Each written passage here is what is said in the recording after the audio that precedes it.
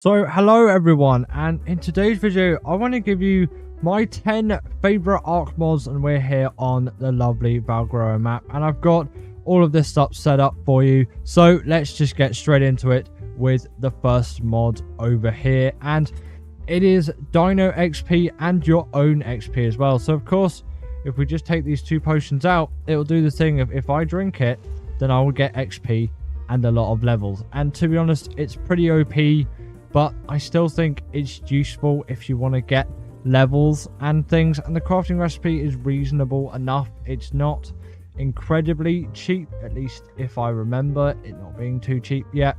You can see, yeah, although it is definitely OP, 15 rare mushrooms, 15 rare flowers, 15 measure berries, and 5 crystal.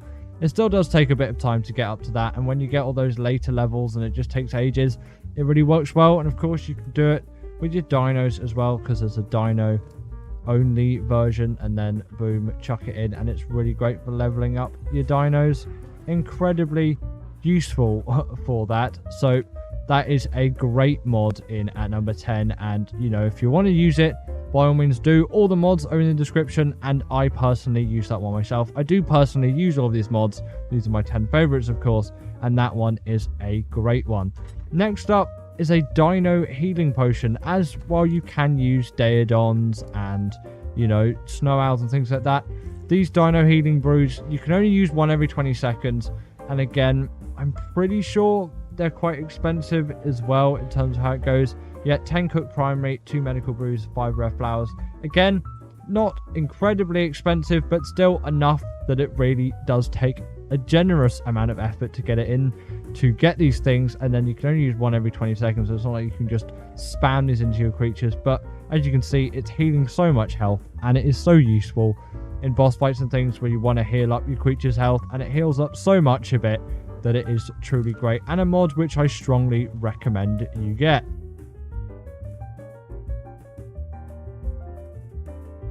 Then next up, we've got, you know, the soul traps and all of that. We can just ball up that RG there, and then if we want, just store it in here. And you know, it's cryopods on crack essentially, because there's no cryo sickness, and you know, you can take them out really easily, and then you know, they're just instantly in and then instantly back out again. And you know, you can have admin mode or admin mode disabled. Personally, I don't really use that at all. Then we can take those dino healing brews out again, but it's just a really nice, easy and effective way of getting creatures in and out like you would with a cryopod, but they're just better than cryopods. So let's just pack away this creature, and we'll put him into his little fridge, and it gives you all the stats. It's so useful. Like, look at all of that. It's frankly amazing, and I do love the mod so much. It's one of my favorites. Obviously, it's in my top 10, and that's why I put it here. Now, in this box, we've got a lot of mutton, and this next mod is a pretty simple one, and it's just called Ultra Stacks, and it's just a lot of stacks, really. And you could go more overboard than this, but 2,000 of something, especially considering, you know, mutton typically only stacks as one. I think that's a fine balance between, you know, everything just stacking to like 10, 20,000 or something. A nice 2,000 is good, and you can fit so much into this S+ storage box, which we'll get onto later because that is one of the other mods in here. But it's just great for stacking things that don't stack typically, like prime meat and mutton. So it's really useful, and I prefer this one as it's not too overboard like some of the others. Now, the keen-eyed among you would have noticed all of this bulk stuff here, and essentially with the smells like this, you can smelt ingots faster than you could ever imagine. With the bulk storage, you've got storage, like look at all of this, like you can never imagine. And with the smithy, you can just craft things just so much better. You can get the metal triangle foundations and all this, and it's all just so much faster. And with your bed, you can just get so much respawn value out of these things. Of course, they all come with additional cost based on, you know, the original item. They're much more expensive than those, and obviously the smelter, the storage looks different. These just look the same as the bunk beds and the smithy, but you know, they are so useful for crafting things more quickly and efficiently in the late game. They are so valuable because they're really small and compact compared to all the industrial stuff and safes and things. This is so much more compact than a safe, and it's got 250 storage spaces. It's insane how much you can store on one of these things. And with the stack mod, like we just mentioned, you know, it goes hand in hand and works so great with all of this. So I really would recommend you get this mod. Now, this looks just pretty usual, really, but it is a great mod, and it is a death recovery mod. You can probably tell by it, you know, it's saying recover corpses. Now, in ASA, obviously, you've got all the stuff where you can see where the dead bodies are. In ASE, you've got no clue whatsoever, and this is incredibly useful as it only costs as much as a normal gravestone. Then when you die, you simply press recover corpses, E to recover corpses, and you get all your stuff back. And this works particularly effectively well if maybe you get yourself stuck somewhere and, you know, you want to find or you want to get your stuff because you can't get your stuff because it's stuck in a ditch. And even in ASA, you won't be able to get your stuff in those scenarios. It's just an absolute lifesaver, and I truly do love it. And I love my character as well. Comment below what you think of this character too, because it is absolutely gorgeous. In at number 3 then, we've got S+. This is a pretty basic structure I just threw together before starting the recording. It's a basic wooden hut. The ramps can also become stairs. The doors open for you, which is nice, and this was so much easier and quicker to build than typical just structures, because structures in Ark are generally horrible to use. They snap weirdly and they do all kinds of weird stuff. These foundations look nice, and, you know, obviously they've added the change to block thing now, but originally that just annoyed me so much. There's so much clarity, consistency, and you've got the extra S+ crafting tables and things like that. So there's so much good coming from S+. I've built all of this structure that you can see up here today using S+, and it's so easy to use S+. So please do use S+, or structures. Superstructures is the other good mod as well, although S+ is just the one I've been using. I have used both, but I'm using a lot of S+ at the moment. So there's this little basic woodland hut, and obviously all of this done with S+. If I can stop flying now, that would be great. And let's move on to number 2. You can probably see it, and it's these upgrade stations here. And, you know, they come in this form and this form as well. You can do it with saddles as an extra little attachment, but I'm just going to show off these basic ones today. Let's say we want to upgrade this pick, and we're going to need a lot of resources. This isn't cheap, and I think this is why it works so effectively for what it is. Because if it was really cheap, it'd sort of take the fun out of it.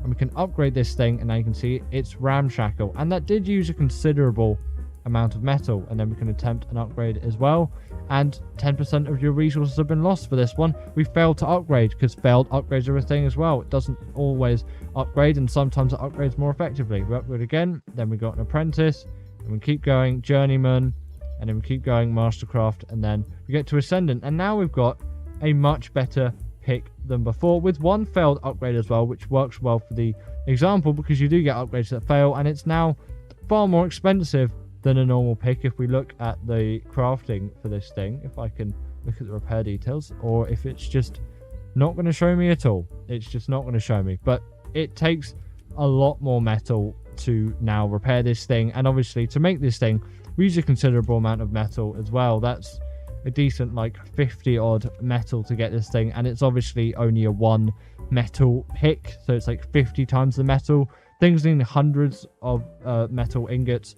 It really does scale, and you can see how it scales, and I think it really works effectively. I generally just use this one, and I don't use this one, but you know, they both work great for what they do, and they both got these really great sort of just designs and textures to them.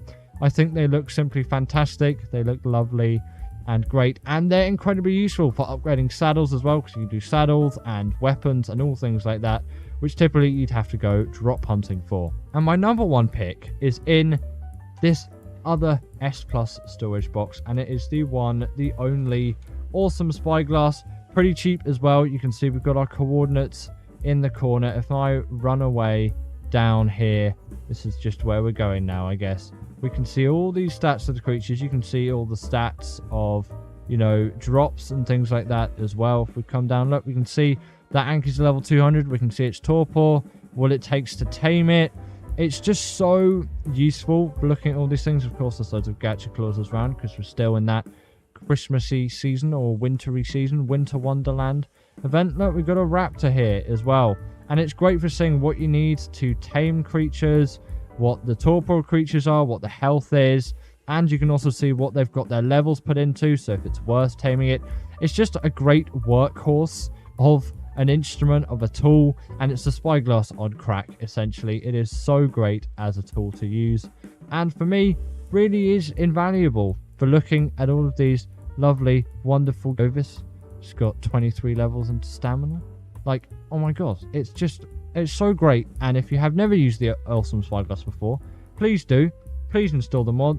It's on ASA as well. It's not just on ASE. I think it might be called something different, but as far as I'm concerned, it is still awesome spyglass. And check it out, because it is my all-time favorite mod, and it probably will always be my all-time favorite mod. It is just so great. Here are the 10 best ARC items. In at number 10, we've got the fabricated pistol, a nice little pistol device that does a healthy amount of damage when you inflict it on a target. I think it's a pretty reasonable weapon just for getting a lot of things done, and considering the bullets aren't too expensive and it's one of the cheaper options from the fabricator, I think it makes a great weapon. Perhaps not against Gacha Claws, we can't harm him, but against any just unwary enemy that gets in your way, the fabricated pistol is a great weapon to use in where you can just take down whatever you want, really, and it does the job. It gets the job done. Potentially not as good as some of the other guns on our list today, but it does a good, healthy amount of damage, and again, the bullets are cheap and you can't really complain with that. Next up, we've got the good old harpoon launcher with those nets attached. I think it is a great way of taking out some creatures and starting to tame them, because, you know, the bowler only works up to a certain point for creatures, but the net gun is great for everything and it gets them all down. Big creatures or small creatures, it has really made taming so much easier and so much more efficient. Of course, you have to be wary of timings, but considering the harpoon launcher is also useful for a few other things, although now I think is obviously most used for these net projectiles, I think it is a very good weapon to have in your roster, especially if you like your taming. And I think personally, a lot of us like our taming. And also, if you've got pesky compy following you, you can simply net those things down and get away, no problem. Of course, you can use a bowler as well, but where's the fun in that, right? You can test out your new net gun and start netting everything. Originally, you'd have to use things like chain bowlers, but as you can see, this is so much more compact and efficient than the chain bowler, and, you know, that would only work for bigger creatures. The net projectile works on any sort of medium-sized creature as well, which is a step up from the bowler for sure, and you don't have to be an insanely high level to start using that. You can see I took that Kano down, and now it's Gacha's dinner, but, you know, we'll leave that Kano alone. I'm sure it's having a great time. Coming up next, we've got the simple, humble spear, and, you know, what can really go wrong with a spear in the early game, because we are covering the 10 best weapons, and although perhaps this isn't the highest when it comes to durability and damage dealing, there's no doubt that in the early game it is a very, very useful weapon, as it is an extremely cheap one to make and offers good solutions in tackling enemies. And it's also not too bad for gathering up meat as well. You can see we are gathering a pretty healthy sum there with the spear, of course, and I think, you know, it really does work its weight for the level you're at. Obviously, you're not going to be using this thing into the late game, but in the early game stages, this is really one of your main lines of defense, and it works really effectively for that. You can even throw it and cover a long amount of range too. I think the spear is a perfect little device for running around and getting the job done in the early stages of the game, of course, because you really can get so much done with a spear. And although you're not going to be using it in the late game, of course, I think it is invaluable in the early game, and that's why I put it on the list. Next up, though, we have got the bow and arrow, and possibly this is the upgrades to the spear in the early game, as it covers a longer range and can do quite a bit more damage than something like a spear if used effectively. I think, considering it's a level 10 item as well, it does pack a little bit more than the spear and is obviously more useful. But I'm not just putting the normal bow on the list. The compound bow works wonders as well, and although a Dino is a small target, it still does work very effectively, and you can see that mass amount of damage which has been dealt through with that. The compound bow is definitely an upgrade to the bow, although not many people's favorites and not really a preferred weapon to use. I still think it is good with the bow as well on top of it, because you're going to be using the bow in the early game, but I do like the compound bow in the late game. I think it works wonders for taking out some things when you don't want to use a gun, and I think that is where the compound bow is most effective in use. But mainly the bow is what we're talking about here, and they have the added benefit of trank arrows, and obviously with trank arrows you can start to knock out creatures as well, which is better than just the previous mentioned damage dealing which we've got from the previous weapons. Now you can also start taming your dinos up as well, which I think adds to the whole thing too, where as a weapon which is just used for fighting is great, a weapon that can also be used for taming is perhaps even greater in the long run. You could just absolutely pelt arrows into this raptor and hopefully it can become your new friend. Another jack of all trades when it comes to weapons is the long neck, which we've got here, and this of course works with your normal standard bullet, but it can also be used with trank arrows, which I think perhaps even makes it more effective as well. If it was just a generic gun, then I wouldn't put it so highly on the list. But with the advantage of trank arrows and then later on shocking tranquilizer darts, and although yes they're more expensive, they are still very effective and are definitely much more effective for knocking things out, and they're sort of the pinnacle of what you're going to be using to knock things out. They deal so much torpor with each shot. It is insane what you can get out of these shocking tranks versus something like a trank arrow which you get from a bow. It is by far the most effective way of knocking out a creature, and obviously with the added gun capabilities as well, you can add a scope and do all things like that. It is great for sniping and general combat too, and considering its durability is quite high, there definitely isn't anything lost going out and shooting some stuff with the long neck. Now, possibly controversially, we have got the crossbow, and the reason why I put this higher than the long neck is also the fact that it can be used underwater. It's much cheaper than the long neck, and again still has that same use in normal arrows and metal arrows on top of all of it as well. While the compound bow deals far more damage and obviously can use trank arrows, it lacks on the durability side of things, and of course doesn't work underwater. Of course the harpoon launcher is great for underwater tames as well. I think the crossbow is usually the way that I go, and I think the way many others go in this department as well.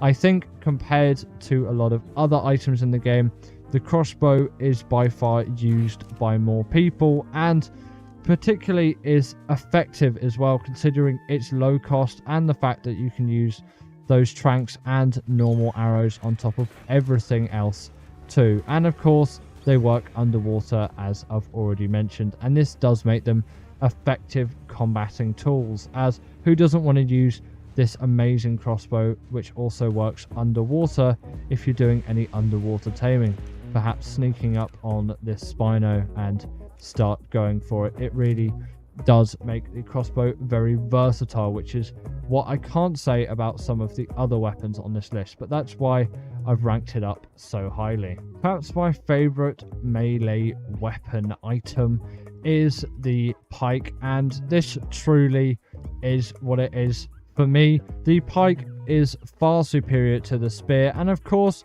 if you go up and you get an ascended one of these things too, it can work even better for all of your arc fighting needs. Just go up to literally anything. Let's take this scorpion here, and you can just start pumping damage straight into this thing. Of course we've got a primitive one here, but it still is doing hefty amounts of damage at fast rates too, and considering this scorpion is a level 1350, we really can't complain with the fact that it hasn't already killed this thing. It is an amazing weapon. And, you know, some people might vastly prefer swords, but I am definitely a pike person when it comes to all of this weaponry, and the pike is really a great one for me, and I use it a heck of a lot, which is why obviously I've chucked it on this list. The pike is just such a great melee weapon, because when creatures get up close, it's always the thing which I turn to first, and of course you can always run away too, but it adds the extra little element of defense which perhaps you wouldn't get from some of the more ranged weapons on this list. Now, my favorite gun in the game has to go to this pump action shotgun. It really just excels above everything else in the department of just getting damage done, because it outputs just so much damage and so many bullets in one go. But it has the added bonus that in third person, this thing reloads 6 times faster than in first person. So it is a fast reloading gun that deals a heck of a lot of damage if all the bullets land. And for that, I love this gun to bits. And the ammo really isn't expensive. It doesn't use 6 ammunition for each shot. It just uses 1, although it does multiple amounts of damage in one go. And again, Ascendant 1 will work leagues above all the rest of the guns which you'd see on this list as well. And for that reason, loads of people use it, and I'm definitely an advocate of using this gun, especially in that third person mode where you can get even more damage dealt. And you can always resort to something like a pike if the creatures get up even more close and personal, but it still does work effectively against close ranged attacks. Perhaps controversially, in at the number 2 spot, I have got the bowler. I just said earlier though, with the net projectiles, that they're better than the bowlers, and while yes, they are better and they can get more creatures under the net, I do think the bowler is still a better item and is more useful, as it is unlocked way sooner and can help so much in the beginning. It's sort of for the same reason that the spear was on the list as well as the pike, although I've decided to put this higher, as the bowler is great in PvP scenarios against other players, as of course you can bowler other players too. But it's great for taming pteranodons in the early game or sort of early mid stages of the game, and in the early game offers you a lot of protection against creatures like raptors and dilos, which you may not be able to run away from in some cases. And for that reason, I think the bowler is the second best arc item. It is incredibly useful and it will do leagues for your progress in the early stages. While the net projectile is obviously the upgrade further on, it is far more expensive, and you need to be at least level 40, I think, to unlock that and start using it. And, you know, of course, with the expenses, it's not the greatest thing either. That rock really scuffed me out there. But before we get into number 1, I've got this little thing in my hand here, also known as the torch. And while, yes, it's not only just a thing for the night, I think it has some other great uses, namely in the sense of insects. Insects are by far some of the most annoying things in the game, and wouldn't you want a fantastic way to kill them and get rid of them? Well, the torch is your answer. If you simply swing it around, you can see all the insects catch on fire, and this is by far the most effective and cheapest way to get all those insects dead. And I think that is the main reason why this torch deserves the honorable mention. It's not just a thing I use for lighting up my night, and in fact I barely ever do that because gamma commands exist. It is my number 1 insect killer. Again, if you get an Ascendant one, the durability is much better, but I always carry several torches on me and just whack the hell out of insects whenever they come near me. And a second one broke as well. We'll pretend like that doesn't exist and we'll jump our way into number 1. In the number 1 spot for the best arc item, I think it's pretty obvious. We have got the pick, the hatchet, and the hatchet in both metal and stone variants. Now, some people might say, well, why don't you just put the metal ones on here? Again, the metal ones are far more expensive and you need them later in the game. And obviously the reason why they're here is therefore all your basic essential resources. Now, you can complete arc without any of the other weapons on this list, and in fact, you know, to some extent you could complete arc without these items as well, as you can punch trees to get it. But harvesting any sort of rocks, if you don't have an Anki and you're going to be needing metal for that, which you need a pick to get in the first place, you're going to need one of these things, and you're going to need both of these things really to excel your progress through the game, and no other item is going to do it. Without these things, the game's progression system is broken. They play such a big role in all of it. Obviously, the upgrade path from stone to metal is the natural progression further, but they are both needed to be here, as you really can't start without this one. But this is obviously the better pickaxe, and then same for the hatchets as well. But they're all incredibly essential, and for harvesting things like rocks and getting all of this stuff and metal and getting all of that done in the first place, while the Anki may be the upgrade path later on, I still think these are the most essential item, as you can't get there in the first place without these tools. And give it up for our patrons, Ekaterina Puchkova and Karina Thorne, Dominic Maciejewski, sorry about that name, and everyone else that's on this list. All the people I've mentioned are paid members, and if you feel like that's something you want a shout out at the end of the video, go join the Patreon or become a paid YouTube member.